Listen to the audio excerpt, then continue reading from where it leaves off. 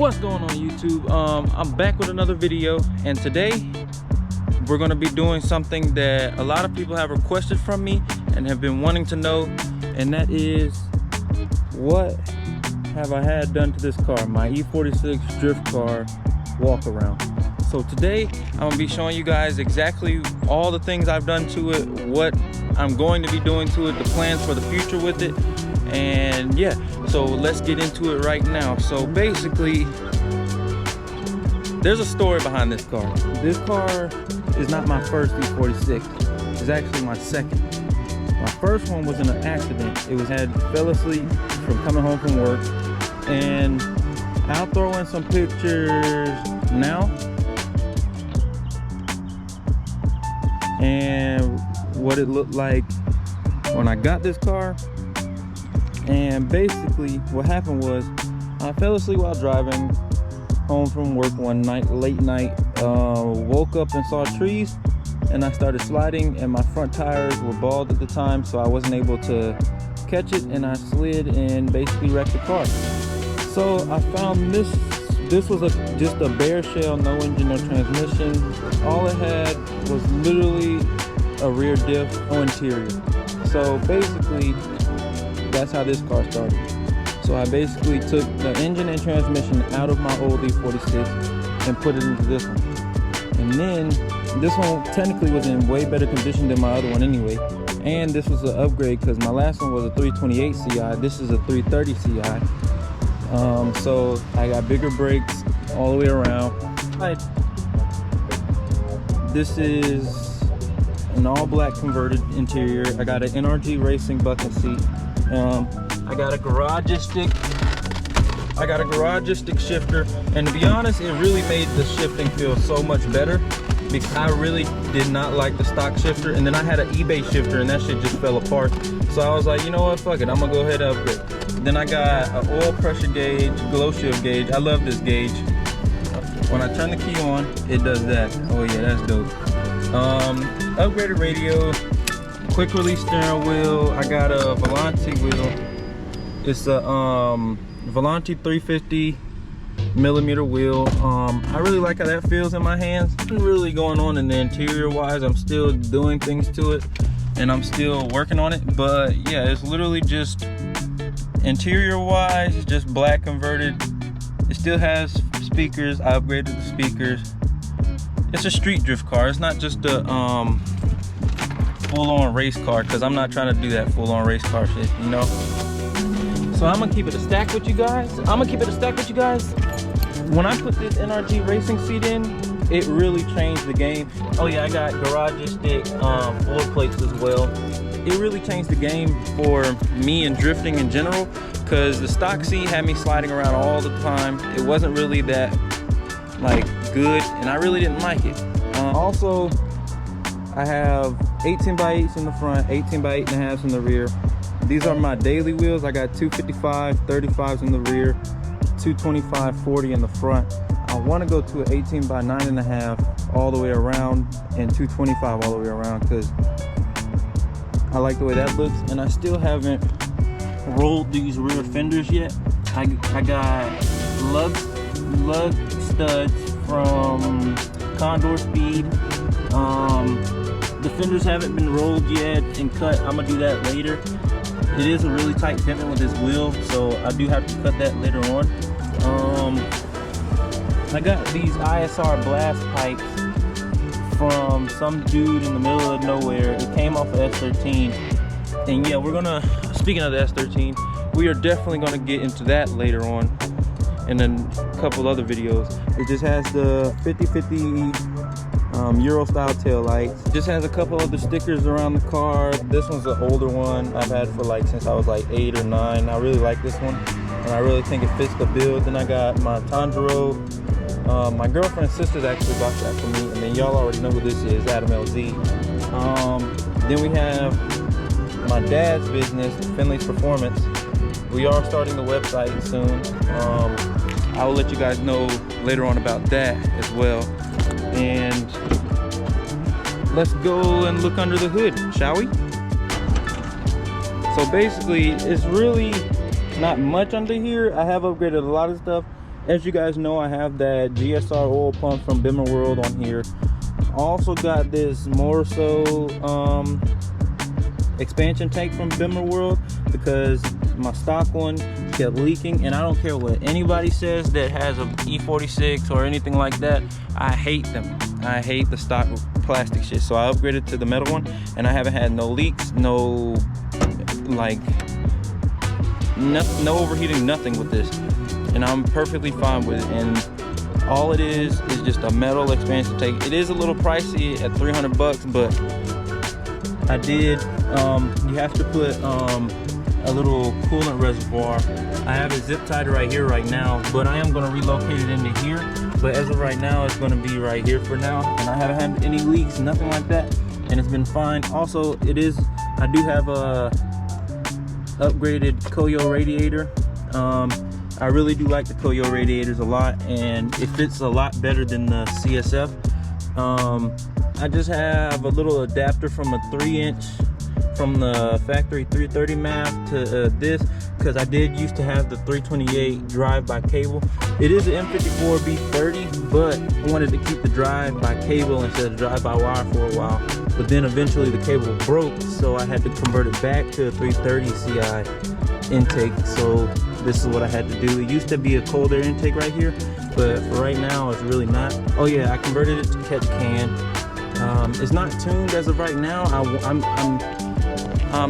gonna be getting it tuned hopefully in the next month or two, and y'all definitely be seeing the video on that. It is on coilovers, but it's on, I know it's mismatched, but it's really on just some cheap eBay coil. I am gonna upgrade them probably in a couple months, because I do want to get better ones, because I have driven an E46 with better coilovers, and it rides so much better than this. But as of right now, they do work, and I like them. So I mean, that's all I got. I can't use nothing else. So it has polyurethane trans mounts, engine mounts, diff bushings, subframe bushings. Basically the whole thing is Condor Speed. I love Condor Speed's products a lot because they have very good customer service, and their parts are just overall good quality. I am going to be getting their upgraded monoball trailing arm, rear trailing arm bushings in a couple weeks actually, because I need to upgrade those, and that'll be the last thing on this car. But yeah, if Condor, if you really want to sponsor me, I'll leave a link to my stuff down below, and I'll leave a link to their website down below too if you want anything for any BMW needs. They are really great people, and I love working with them. So I haven't had any issues out of their parts, and their parts are usually shipped really quickly. They have just great support. I trust more of my products through Condor. But anyways, back to the car. Next thing on the list of doing is basically redoing the whole suspension on this car, because the front is really wonky and weird. I don't really like it the way it's set up right now. I did get it aligned, but it's weird because it says it's even, but it doesn't look even. It looks weird on here, and I don't like that. So the next thing I'm going to upgrade on this, I'm going to redo the whole coilovers. I got to redo the rack because it is leaking a little bit, and I'm probably going to do the chase base upgrade.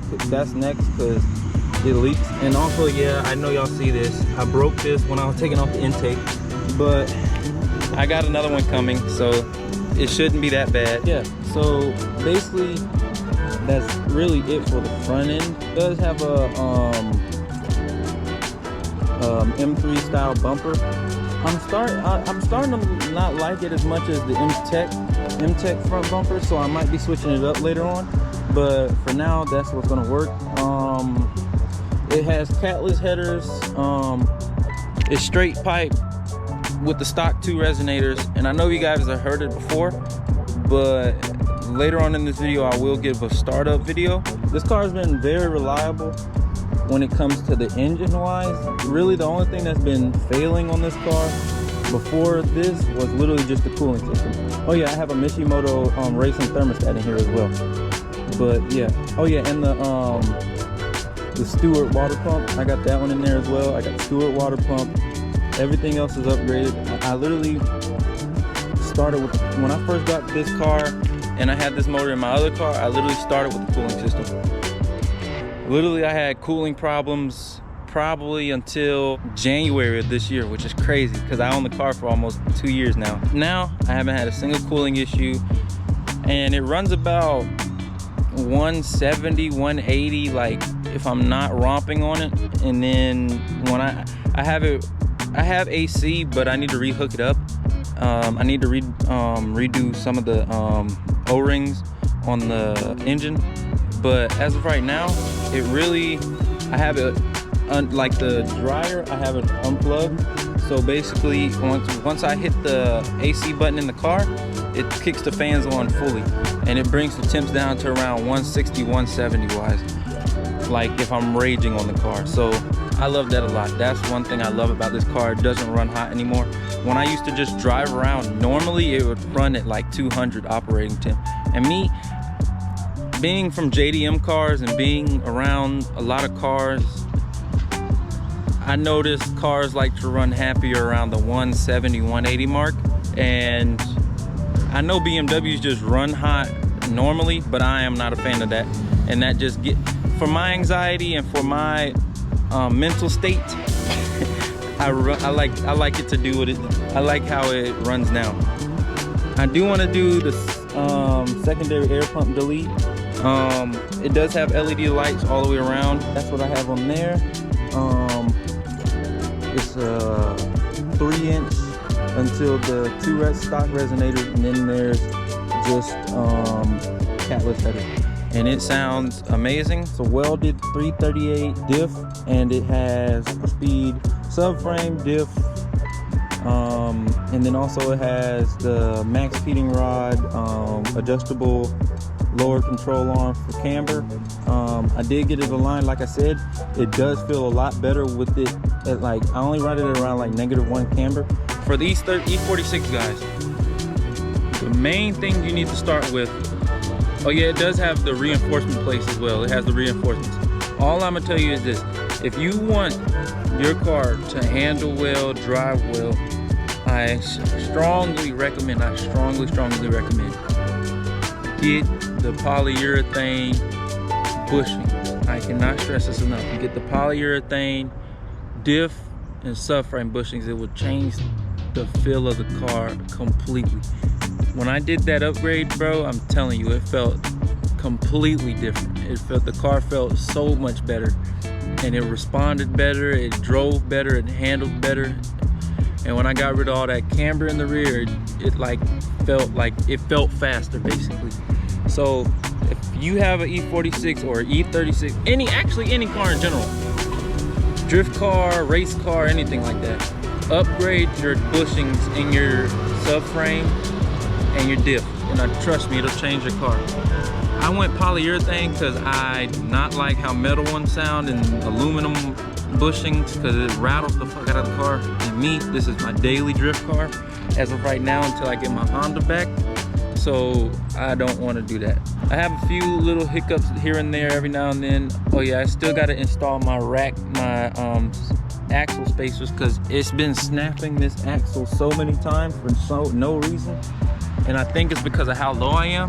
So I got 2 sets of axle spacers, so that way I can get rid of the slop and hopefully stop breaking axles. Because now I have an OEM axle in there, and I'm gonna see what happens when I put 2 more in there, like put the axle spacers, and hopefully that stops my axle breaking problem.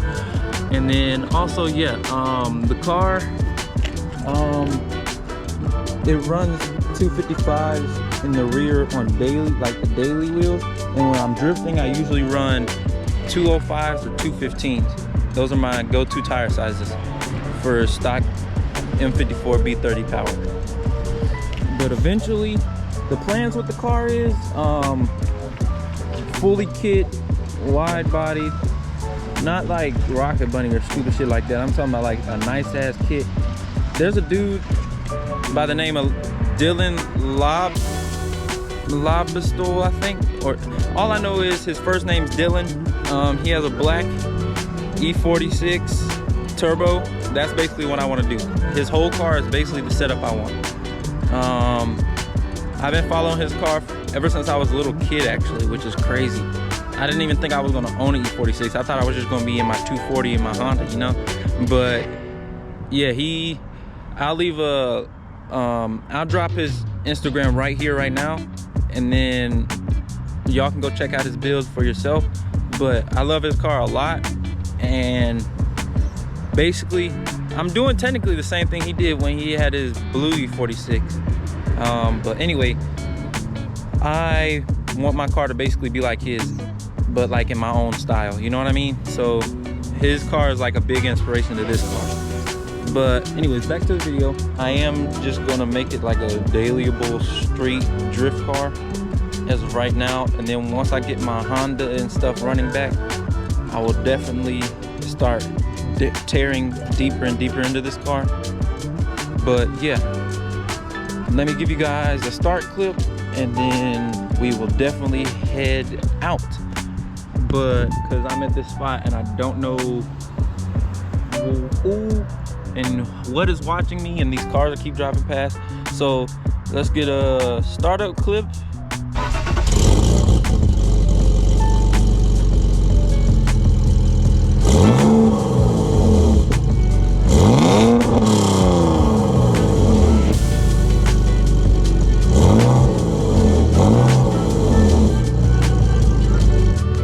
So yeah, I hope you guys love that sound clip. I love the way this car sounds.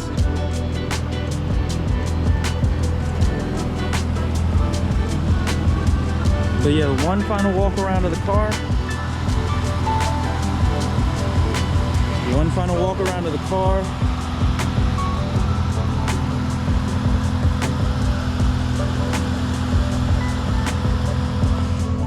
But yeah, I hope you guys enjoyed this video. I love you guys and have a great rest of your day. And like, comment, subscribe, and I'll see you guys in the next one. Peace out. Mwah.